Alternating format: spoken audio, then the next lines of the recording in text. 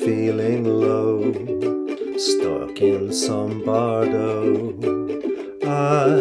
Even I know the solution. Love, music, wine, and revolution.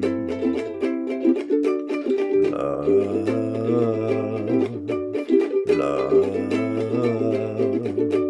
love, music, wine, and revolution.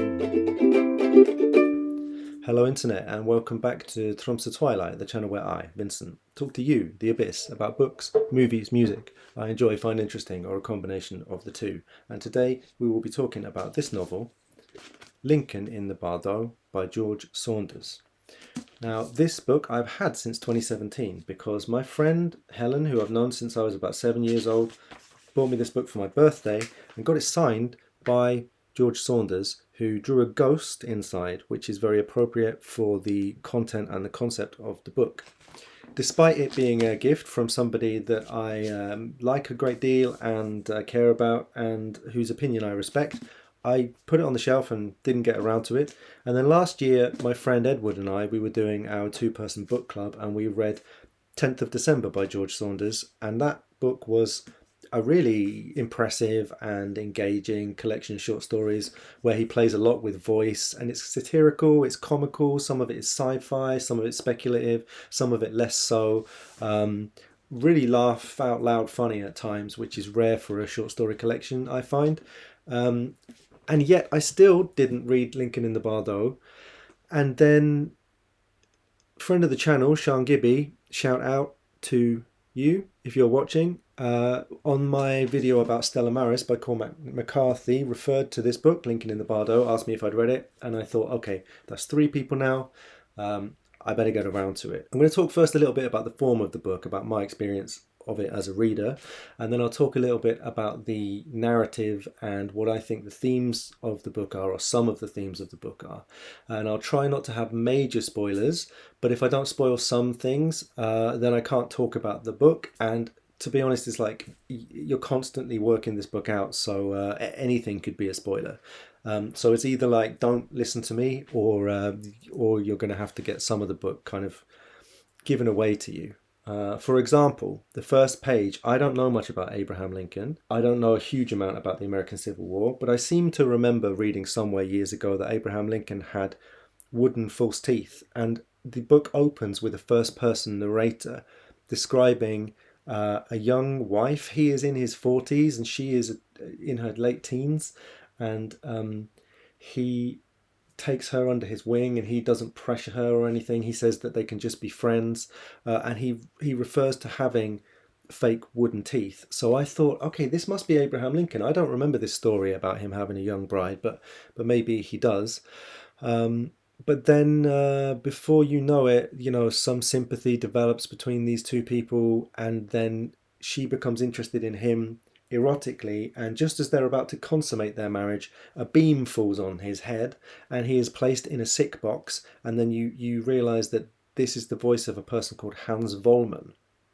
You realize this because he forgets a word in his story, and a new voice comes in and tells him this word, helps him with his monologue. And this is the voice of Roger Bevins III. And you know this because underneath the text, it's cited to them, Hans Vollmann, Roger Bevins III. This, after 2.5 pages, is your first introduction to the form of the book, which is that it's a polyphony of voices. Many of the voices are the voices of the Bardo, and we'll come back to what that means, but they are spirits caught between life and death in a particular graveyard in, I guess, Washington, D.C. Other voices appear in the next chapter, and they appear to be quotes from articles or history books or letters, documents, and they are telling the story of a party at the house of Abraham Lincoln in conflicting accounts. And while this party is taking place, Abraham Lincoln's young son, Willie, I believe he's about 10 years old, he dies of a fever, and he is transported to the graveyard that I just mentioned, and he is placed in a crypt. And most of the rest of the novel is then set within this graveyard, but it is set within the Bardo. The Bardo as a concept is something that I originally heard of in the song that I was singing at the start of the video, which is called World Love by the band Magnetic Fields. And then years later, somebody bought me this album, Songs from the Bardo, which is with Laurie Anderson and Tenzin Choegyal, a Tibetan Buddhist in exile. I remember reading about it when I heard the Magnetic Fields song, wondering what it meant. And it is in Buddhism, or in certain strands of Buddhism, a place that is between death and rebirth, or death and kind of whatever comes after it. In the case of this book, it seems to be a mixture of Buddhist and Christian mythology. And the spirits, the various narrators of this book, including Willie Lincoln, Abraham Lincoln's young son, are trapped in the Bardo. They cannot pass on for different reasons. So, for example, three major characters. Hans Vollmann, he is stuck in the Bardo because he was going to consummate his relationship with his beautiful young wife right before he died, and he is disfigured by he's naked and he's disfigured by an enormous penis that everybody can see, because he is still attached to his desire, which is something in Tibetan Buddhism that keeps you from moving on, keeps you from attaining nirvana, for example, or can bring you back into the world. He can't let go of his desire. Roger Bevins III, he took his own life under very emotionally chaotic circumstances, and his appearance reflects that. He has many arms and many eyes. And then there's a character, the Reverend Everly Thomas, who is in a perpetual state of shock with a round mouth and hair sticking up in the air. I guess he looks a bit like Shock Peter. And you discover why during the book, but I'm not going to spoil that. These three characters are trying to help Willie Lincoln to move on, to pass on from the Bardo, which they don't acknowledge is a kind of death. They just think that they're sick. That's why they talk about the sick box, and the sick house is like the tomb or the crypt. But they know that if a young boy stays there, if a child stays in the Bardo, it will become terrible for him. And this is already starting to happen in the course of the single night that the narrative of the book takes place within. Abraham Lincoln comes to visit. He comes and he holds Willie's body in the crypt. This is all really close to the start of the book, and it gives them some inspiration to how they might help. As you can probably tell, the book is very imaginative, it's very creative, it's comic, it's playful, it's absurd, but it's also extremely serious. And nothing less so than a section a little later in the book where you become aware that there is a mass grave outside this graveyard where black people have been buried. So there are many, many souls outside this area of the Bardo, and they are able to move freely into it, whereas the white ghosts cannot leave. So the white ghosts are actively segregating the Bardo in death the way that they would have done in life. Considering when the book is set, during the American Civil War, and considering that all of these people died prior to the start of the novel, it should be obvious that all of these black Americans were slaves in life, and their voices, or one of them never speaks because of what she was subjected to, but their different stories, their different characters represent this kind of dissociated aspect of American history that none of the ghosts within the Bardo really want to relate to or acknowledge if they can avoid it. And it runs the gamut from kind of just sort of not really talking about it to some extreme racists who are actively segregating. I actually would have liked more of this in the book. These characters were maybe the only ones that I was really invested in. I wasn't super invested in Willie Lincoln, to be honest, but some of the very minor characters from this mass grave, I was really interested to know more about them.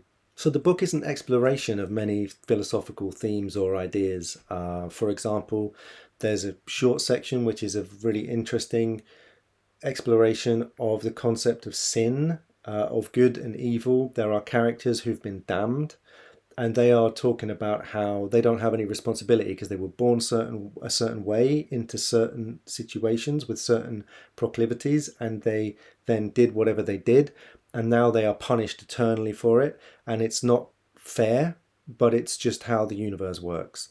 And then you are left to decide whether you think that they are just trying to rationalize their behavior in life and that's why they were damned, or whether this is a point that the universe is deterministic but you will still be punished for your shortcomings. The book is also clearly and maybe primarily an exploration of grief, of Abraham Lincoln's grief, about his having to deal with the loss of a young son, this loss influencing his wife a great deal, their relationship, but also he is in the middle of an extreme military campaign, and he has to deal with this personal loss, and he has to reckon with such a close loss when he is sending young men to die and depriving their families of their young men.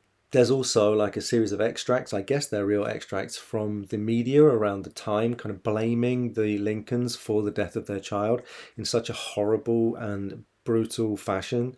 And it just kind of reminds you that public discourse has pretty much always been awful. A part of the book that I really liked, and it is narrated through some different characters who, for reasons I won't get into, know what Abraham Lincoln is thinking. He describes kind of his realization about humanity through the loss of his son. All were in sorrow, or had been, or soon would be. It was the nature of things. Though on the surface it seemed every person was different, this was not true. At the core of each lay suffering, our eventual end, the many losses we must experience on the way to that end. We must try to see one another in this way, as suffering, limited beings, perennially outmatched by circumstance, inadequately endowed with compensatory graces. His sympathy extended to all in this instant, blundering in its strict logic across all divides. In that sense, this exploration of life and death in the book is also an exploration of our shared humanity, our universal human experience. It's also, I think, an exploration of what it means to be haunted. In order to stay in the Bardo, the spirits need to keep telling themselves the same story over and over again. That's how Roger Bevins III knew the word that Hans Vollmann was trying to find in his opening monologue, because they tell the same stories verbatim to each other continually. And they do this in a way that deprives them of the complexity of their actual lives. They hide many truths behind this single story, and in doing so, they cannot progress, they cannot move away, they cannot exit the Bardo. I had two associations to this. I think the first one was, what it means to be haunted as a person. When I was young, I went to Alcoholics Anonymous once, and I wanted to see, if it would be useful, helpful. And I went there, and my impression was of a room full of people who were not listening to each other, but were telling their own stories. And as I sat there and listened to them doing so, you were supposed to respond. There was one person told their story, and everybody else was supposed to give a response. But the response was each individual telling their own story. And I was listening to them telling these stories of like rock bottom and losing everything and the terrible things that they'd done because of alcohol and drug addiction. And I was thinking, these people, they've been coming here for years. They must have told these stories before. They keep telling the same stories, and in that way, they are never free. But I think also this idea of repeatedly telling the same story being a kind of haunting that holds you in place. It's also about history. It's about the story that a nation like America might tell itself about something like slavery or the Civil War. It's a story that keeps the nation in a particular frame of mind, in the Bardo, haunting itself. And I think that's why Saunders, one of the reasons why he uses polyphony, why he uses so many voices, why he makes a point out of contradiction within the text. As I mentioned during the video, I wasn't hugely invested in the narrative or the characters of this book. I just did not care that much about them. But the book is so creative and playful and enjoyable in so many other ways, and the ideas that it's exploring and taking up are also really kind of invigorating and interesting. So I really enjoyed reading it, and I guess that's everything I have to say about it for now. As usual, I would love to hear from you in the comments if you've read the book, or if anything I've talked about in this video was of interest to you, or you would like to continue that conversation.